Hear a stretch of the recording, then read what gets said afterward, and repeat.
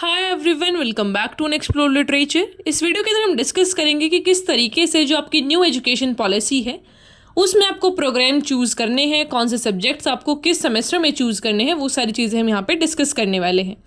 तो लास्ट तक बने रहिएगा ताकि आप किसी पॉइंट को मिस ना करें। और अगर आपने चैनल को सब्सक्राइब नहीं किया है तो प्लीज़ पहले वो भी कर लीजिए। We are very close to 20K subscribers, तो वो भी करवा दीजिएगा। Alright, so now without wasting much of your time let's start the topic. तो सबसे पहले यहाँ पे मेंशन किया गया है आपके सब्जेक्ट्स का फुल फॉर्म। तो सबसे पहला है DSC, जो कि है डिसिप्लिन स्पेसिफिक कोर्स, जो कि आपके प्रोग्राम के साथ आता है। मतलब अगर आपने इंग्लिश ऑनर्स लिया है तो वहाँ पे कौन से कंपलसरी सब्जेक्ट्स होंगे उनको बोलते हैं DSC।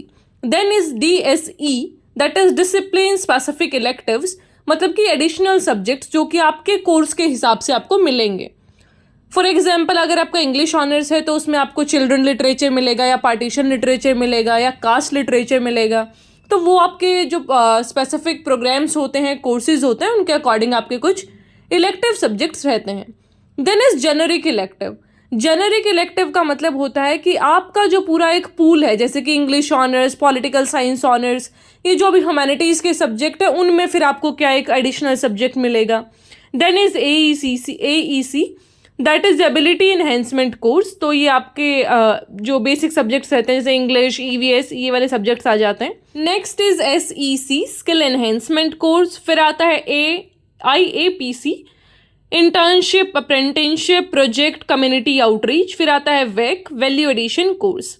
तो ये सारी चीज़ें हैं यहाँ पे जो कि आपको पूरे इस जो फ्लो चार्ट है उसमें मिलेंगी। सो जो आपका फर्स्ट ईयर रहेगा वहाँ पे आपको क्या करना होगा, 3 तो आपके होंगे डिसिप्लिन स्पेसिफिक कोर्स, जैसे हमने पहले बताया था DSC। तो ये आपके 4 क्रेडिट के होंगे। उसके बाद फिर यहाँ पे DSC नहीं होगा, जहाँ पे रेड डॉट लगा है मतलब वो सब्जेक्ट नहीं है आपका। तो DSC नहीं होगा, GE होगा एक, AEC होगा एक, SEC होगा, IAPC नहीं होगा, WEC होगा। तो टोटल जो सेमेस्टर है उसका क्रेडिट बनेगा 22। यहाँ पे आपको ये जो GE और SEC सब्जेक्ट्स हैं ये आपके कॉलेज वाले प्रोवाइड करते हैं, सबके लिए सेम नहीं होते हैं। जो भी कॉलेज आपको 2-3 चॉइसेस प्रोवाइड करता है उन्हीं में से आपको चूज़ करना पड़ेगा। फिर बात आती है सेमेस्टर सेकंड की। तो यहाँ पे भी आपके 3 सब्जेक्ट्स रहेंगे DSC के, मतलब कि आपके कोर्स में जो कंपलसरी सब्जेक्ट होंगे 4 क्रेडिट के होंगे ये। उसके बाद फिर यहाँ पे आपका DSC नहीं है, GE के सब्जेक्ट्स 2 हो जाएंगे, AEC भी 1 है, SEC भी 2 है यहाँ पे, IAPC नहीं है, WEC के भी 2 सब्जेक्ट्स हैं। तो यहाँ पे भी आपका जो टोटल सेमेस्टर क्रेडिट है वो 22 बनेगा। GE और SEC में फिर से आपको ऑप्शंस मिलेंगे, वो आपको चूज़ करने पड़ेंगे। जो ये AEC सब्जेक्ट है उसमें से आपको एक तो लैंग्वेज लेनी पड़ेगी और दूसरा होना चाहिए इन्वायरमेंटल साइंस। और ये जो WEC का कोर्स है वो आपको पूरी लिस्ट मिलती है, वहाँ से आप चूज़ कर सकते हैं। फिर जो ये नेक्स्ट चीज़ लिखी हुई है कि जो ये लैंग्वेज है और जो दूसरी लैंग्वेज है, मतलब कि जो लैंग्वेज 1 है और लैंग्वेज 2 है वो दोनों सेम होनी चाहिए। मतलब कि जो आपने फर्स्ट में चूज़ करी थी और जो सेकंड सेम में आप चूज़ कर रहे हैं वो लैंग्वेजेस आपकी सेम होनी चाहिए। और यहाँ पे आपको एक ऑप्शन मिलेगा एग्जिट करने का। जो हमारी न्यू एजुकेशन पॉलिसी आई है वहाँ पे आपको ऑप्शन मिलते हैं कि आप कभी भी कॉलेज छोड़ सकते हैं। आपको 1-2 सर्टिफिकेट मिल जाते हैं बीच में, अलग अलग जो भी आपका कंप्लीशन पीरियड है उसके हिसाब से। तो यहाँ पे अगर आप 1 साल के बाद एग्जिट करते हैं तो आपको क्या मिलेगा, एक अंडर ग्रेजुएट सर्टिफिकेट मिलेगा एक पर्टिकुलर डिसिप्लिन या फिर स्टडी के अंदर। तो फिर आपका जो नेक्स्ट ईयर है जैसे सेकेंड ईयर, आप उसमें फिर नेक्स्ट ईयर से आप एडमिशन ले सकते हैं, आप ब्रेक ले सकते हैं। तो वो सारी चीज़ें हैं ताकि ड्रॉप आउट रेट है जो वो कम हो, इसलिए ये सारी चीज़ें लाई गई हैं। अब हम बात करते हैं सेकेंड ईयर की। तो यहाँ पे आपको 3 कंपल्सरी सब्जेक्ट्स मिलेंगे, फिर होगा DSE एक, फिर GE 3। मतलब कि आपको क्या ऑप्शन मिलेगा यहाँ पे कि या तो आप एक DSC ले लो या फिर 3 GE ले लो। फिर आता है AEC सब्जेक्ट, वो एक लेना है आपको, IAPC भी मिल सकता है या फिर 3 SEC सब्जेक्ट्स मिल सकते हैं।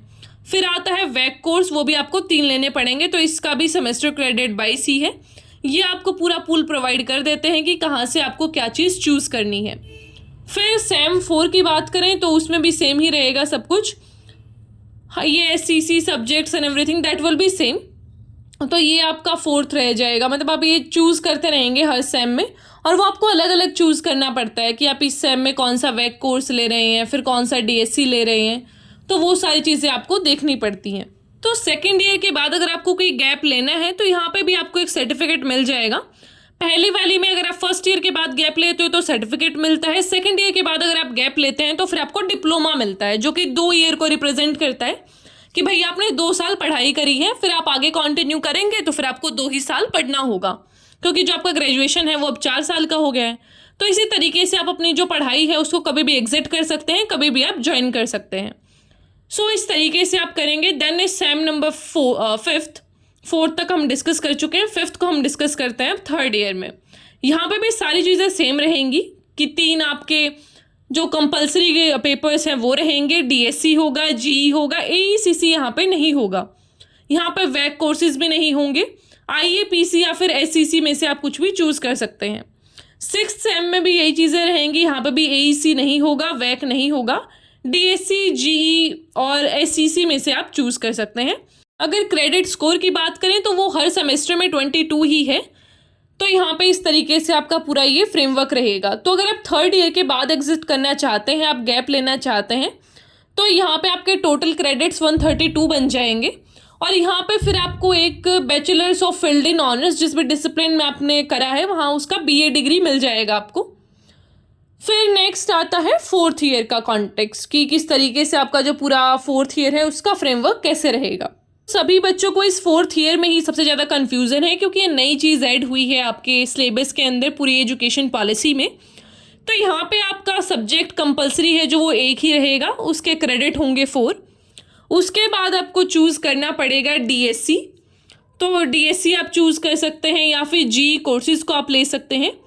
फिर आपको एक डेजर्टेशन प्रेजेंट करनी होगी मेजर टॉपिक पे, मतलब कि जो आपका कंपलसरी सब्जेक्ट है उस पर डेजर्टेशन बनानी होती है, जैसे पीएचडी में बनती है ना, उस तरीके का आपको एक असाइनमेंट टाइप से होता है, तो वो करना पड़ेगा। फिर एक माइनर सब्जेक्ट पे आप बना सकते हैं या फिर आप अपने जो एकेडमिक प्रोजेक्ट है उस पर काम कर सकते हैं। तो इनमें से एक आपको करना पड़ेगा, तीनों चीज़ कंपलसरी नहीं है। जो इसके क्रेडिट्स हैं वो 22 ही रहेंगे।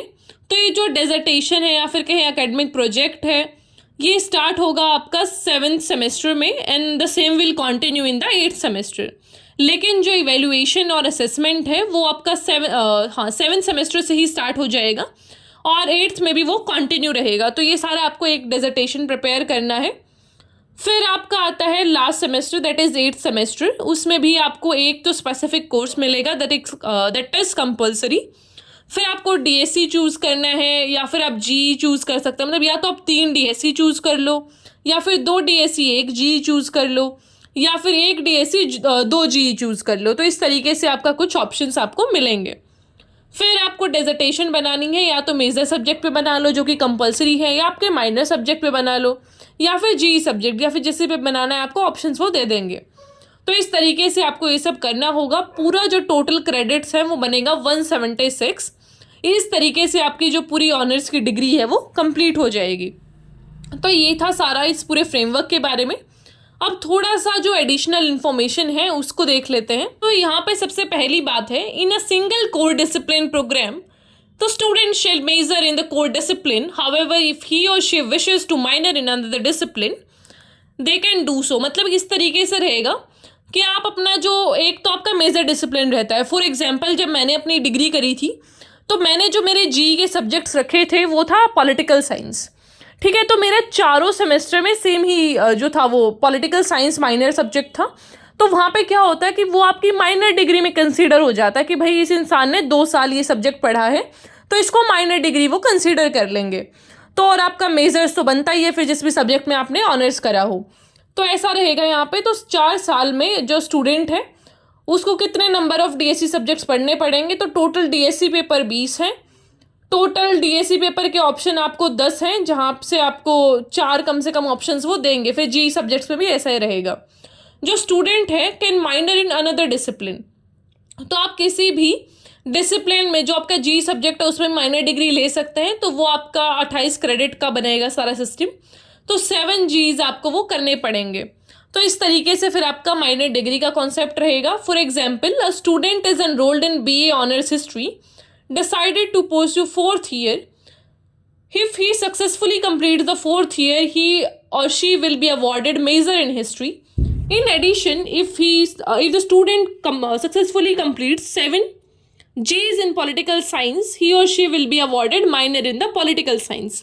तो जैसा कि मैंने आपको पहले भी बताया था, इन्होंने भी पूरे एग्जाम्पल देके बताया है कि फॉर एग्जाम्पल आप BA ऑनर्स हिस्ट्री में हैं तो आपके 8 सेमेस्टर पूरे होने के बाद वो तो डिग्री मिलेगी आपको कि भाई आपने बैचलर्स कर लिया है इसमें, जो भी आपका सब्जेक्ट था, history, English, whatever you are doing.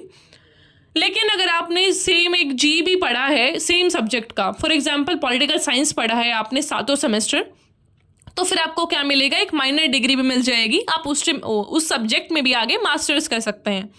तो ये आपका बेनिफिट रहेगा. ये सारी जो एजुकेशन पॉलिसी है उसको बड़े ही फिजिबल तरीके से बनाया गया है. ऑलराइट, सो आई होप आपको ये सारा फ्रेमवर्क समझ आया होगा. फिर भी कोई क्वेश्चन क्वेरी बचता है तो आप पूछ सकते हैं. I will answer that in the comment box. Alright, so I will meet in the next video. Till then take care, stay happy, stay healthy और चैनल को सब्सक्राइब करना ना भूलें. Also give your feedbacks in the comment box.